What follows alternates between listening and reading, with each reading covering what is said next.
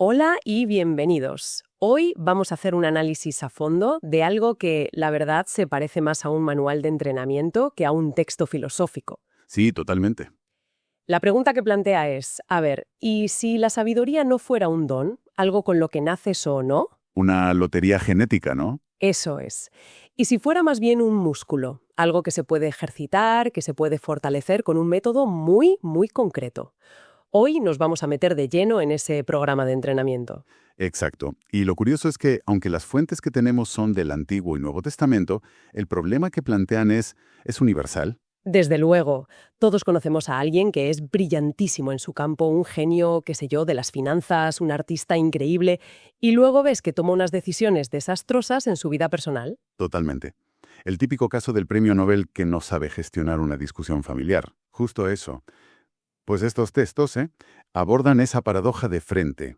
No lo ven como una teoría abstracta, sino como un mapa muy práctico para evitar esos naufragios, aplicando lo que ellos llaman verdad divina al día a día. ¿Vale? La idea central es que la sabiduría no es acumular datos, sino que es una habilidad que se desarrolla. La habilidad de vivir bien. Me gusta ese enfoque. Entonces, si es una habilidad, empecemos por el principio. ¿Qué es exactamente esta sabiduría? Porque lo primero que choca, y mucho, es que no tiene casi nada que ver con el coeficiente intelectual. Nada que ver. Las fuentes la definen como la habilidad de vivir conforme a la voluntad de Dios. Que suena un poco abstracto, ¿no? Suena abstracto, pero lo desglosan en una especie de fórmula, que es, necesitas una dirección correcta, un criterio moral claro, y luego la capacidad de aplicar todo eso a situaciones reales, complejas. Entiendo. Y todo, absolutamente todo, se construye sobre una base que repiten sin cesar: el temor de Jehová es el principio de la sabiduría. Uf, la palabra temor siempre genera un poco de rechazo. Suena a tener miedo, a estar asustado de un castigo. Y es una traducción. Complicada, la verdad. Los propios textos se esfuerzan mucho en aclarar que no se trata de pánico. No es un miedo que te paraliza. Entonces, ¿qué es? Es más bien, a ver, imagina el respeto y el asombro que sentiría un aprendiz de carpintero ante un maestro artesano. Vale. Es esa mezcla de reverencia por quien es, un respeto profundo por sus métodos y una confianza total en que sus instrucciones, aunque a veces no las entiendas del todo, te van a llevar a buen puerto. O sea, es el cimiento. Es el cimiento. Sin ese respeto fundamental, cualquier otra cosa que construyas, por muy inteligente que sea, será, pues, inestable. Entendido. Es más una postura de humildad que de miedo. Y por lo que veo, le dan un valor increíble. Más que el oro, las joyas. Un valor incalculable. Y no es algo etéreo, ¿sabes? No es invisible. La carta de Santiago la describe con cualidades muy tangibles, casi como si tuviera un sabor. Ah, sí. Dice que la sabiduría de lo alto es pura, es pacífica, amable, dócil, está llena de misericordia y de buenos frutos. O sea, es algo que se nota. Claro. Se ve en cómo una persona trata a los demás, en la paz que genera a su alrededor. Es la prueba de que ese músculo se está fortaleciendo. Y ahora llegamos a un punto que, al principio, te confieso que me costó un poco aceptar. A ver, Los documentos trazan una línea muy dura entre ser sabio y ser inteligente. Mi primer instinto fue pensar, bueno, van de la mano, ¿no? Pero la distinción que hacen es afiladísima. es el corazón del asunto. La inteligencia es una capacidad mental. Analizar, memorizar, resolver problemas. Puede ser un genio de la lógica. Ujú. Pero según estos textos, puedes tener un coeficiente intelectual de 160 y ser un necio moral de manual. Hay una analogía en los papeles que lo deja clarísimo. Sí, La inteligencia te dice, puedo construir esta tecnología, ¿vale? pero es que la sabiduría se pregunta, ¿debo construirla? Eso es. ¿Para qué la vamos a usar? ¿Qué consecuencias traerá dentro de 10 años? Es un sistema operativo completamente diferente. Exacto. La inteligencia sin esta base de reverencia de la que hablábamos puede llevar muy fácilmente al orgullo. Y aquí está la idea que lo cambia todo. ¿Cuál? Los textos sugieren que la inteligencia sin sabiduría no es solo inútil, es activamente peligrosa. Vaya. Es como darle un coche de carreras a alguien que no sabe dónde están los frenos. La inteligencia te dice la velocidad máxima del coche.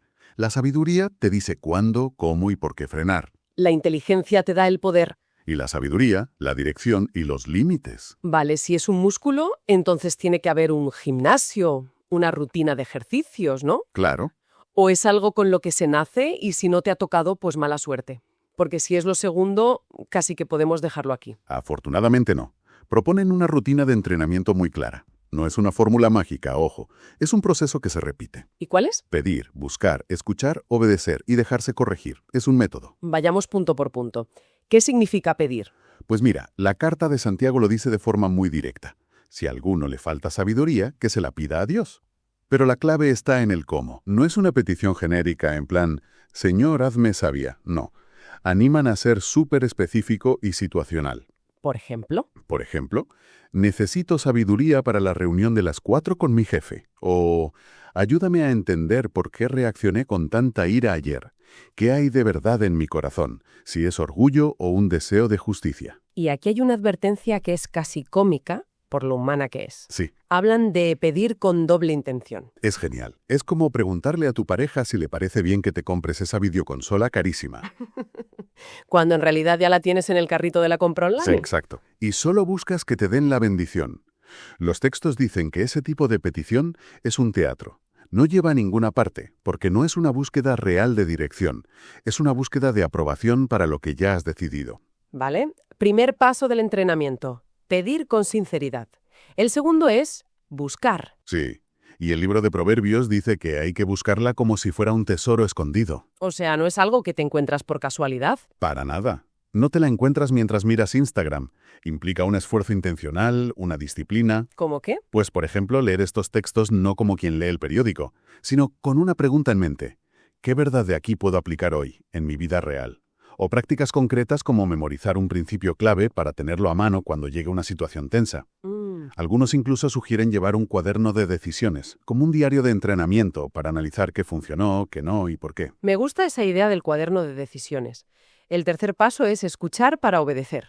Esto me suena a que no vale solo con ir a clase. Hay que hacer los deberes. Exacto. Exacto. Es la diferencia entre leer un montón de libros sobre fitness y levantar una pesa.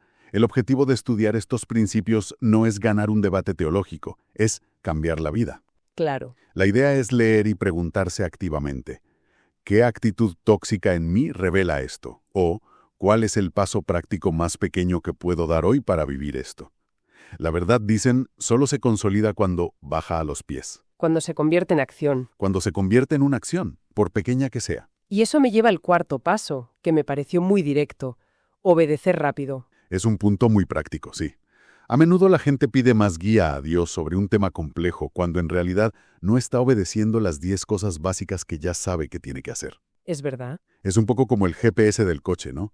No te va a dar la ruta completa de Madrid a Barcelona si todavía estás maniobrando para salir del garaje. Claro. Primero sal. Primero sal, y luego ya te dirá dónde girar en la siguiente calle. La lógica que proponen es que la claridad viene con el movimiento. Se da más luz a quien ya está caminando con la poca luz que tiene. Me parece brutalmente lógico. Y el quinto paso del entrenamiento, que choca frontalmente con la cultura del yo puedo sola, es aprender con corrección, buscar consejo. Fundamental. Lo describen como un pilar del crecimiento, sobre todo en decisiones importantes que involucran dinero, poder, relaciones. O cuando las emociones están a flor de piel. Justo, porque ahí es donde más nos autoengañamos. Y la sugerencia no es solo preguntar, ¿tú qué harías? Que al final es buscar a alguien que piense como tú. No. La pregunta realmente sabia, la que desarma el orgullo, es otra. ¿Cuál? ¿Ignorando por culpa de mis emociones o mis deseos? Esa es una pregunta de alguien que de verdad quiere aprender, no de alguien que busca validación. Es como tener un entrenador personal que te corrige la postura para que no te lesiones. En toda esta ecuación del entrenamiento aparece una figura clave, el Espíritu Santo. ¿Cuál es su papel en todo esto? Porque no lo presentan como un sentimiento o una corazonada. Para nada. Su función, según los textos, es la de iluminador y capacitador. Explica eso. No es que te susurre información secreta que no está en los textos. Su trabajo es ayudarte a entender la verdad de una forma profunda y, más importante aún, a amarla. A amarla. Sí, porque a veces sabemos perfectamente lo que es correcto, pero no nos apetece hacerlo. Ya. Pues Él da el poder, la fuerza de voluntad para obedecer y, crucial, da discernimiento para ver nuestras propias motivaciones ocultas. ¿Cómo cuáles? Pues ese orgullo que disfrazamos de justicia, ese miedo a la gente que llamamos prudencia, o esa ambición que ocultamos bajo la capa del trabajo duro. Es, por así decirlo, la fuerza que transforma el carácter para que se parezca al de Cristo, a quien presentan como la sabiduría de Dios hecha persona. Vale, entiendo todo el sistema. La definición, la diferencia con la inteligencia, el método de entrenamiento. Pero aquí es donde la goma se encuentra con el asfalto. Ahora viene lo bueno. Claro, si esto no se aplica al caos del día a día, se queda en una teoría muy bonita. ¿Dónde se pone a prueba este músculo? Pues dan una especie de checklist para la vida real que es tremendamente útil. El primer campo de batalla es la lengua. La lengua. Al hablar, al escribir un correo, al comentar en redes sociales, la sabiduría no es tener siempre la respuesta más ingeniosa, sino tener el control para hacer una pausa de 10 segundos antes de responder a un comentario que te ha provocado. Eso de la pausa de 10 segundos suena muy bien en teoría. Pero en una discusión acalorada por WhatsApp, ¿quién tiene esa sangre fría? Parece un ideal casi inalcanzable. Totalmente. Y los textos no proponen que seamos robots, ¿eh? La clave no es la perfección, sino la intención y el entrenamiento. El mero hecho de intentar esa pausa ya cambia la dinámica. Vale. La sabiduría aquí no es nunca fallar, sino entrenar el reflejo de no disparar primero y preguntar después. Es preguntarte, ¿esto que voy a escribir busca construir algo o solo demostrar que tengo razón y humillar al otro? Entendido. No es la ausencia de error, sino la dirección del entrenamiento. ¿Qué más? El segundo campo de pruebas, las decisiones importantes. Proponen una serie de preguntas rápidas antes de decidir algo gordo, ya sea en el trabajo, en una relación o una inversión. A ver, ¿cuáles son? 1. Esto que voy a hacer contradice un principio claro y fundamental que ya conozco. Si es así, se acabó la discusión. Directo. 2. ¿Cuál es mi motivación real? Si soy brutalmente honesto conmigo mismo. Fe, miedo, orgullo, avaricia, conveniencia. 3. ¿Qué frutos creo que producirá esta decisión dentro de 6 meses? Y dentro de 6 años. ¿Me acerca a la persona que quiero ser o me aleja? Es un filtro bastante potente. Y luego mencionan los conflictos, que es donde la mayoría de nosotros mostramos nuestra peor versión. Ahí la distinción es muy clara. La sabiduría que viene de lo alto busca la restauración de la relación, no ganar la batalla. Usa la amabilidad, no el sarcasmo. Intenta definir el problema real en lugar de atacar a la persona. Y está dispuesta a perdonar. Que no significa ser un felpudo. Para nada. Significa liberarse de la amargura, aunque a veces haya que poner límites muy firmes. Y finalmente tocan dos de las áreas más difíciles: la tentación y el sufrimiento. Sí. Ante la tentación, la sabiduría no se centra en la fuerza de voluntad para resistir, sino en las consecuencias. Te anima a desmontar la publicidad engañosa de la tentación.